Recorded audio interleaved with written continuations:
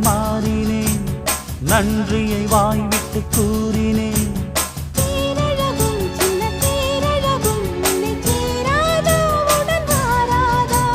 மானழகும் கெண்டை மீனழகும் கண்கள் காட்டாதா இசை கூட்டாதா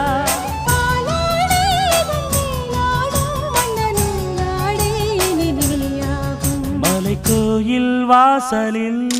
கார்த்திகை தீபம் நின்னுதே விளக்கேற்றும் வேளையில்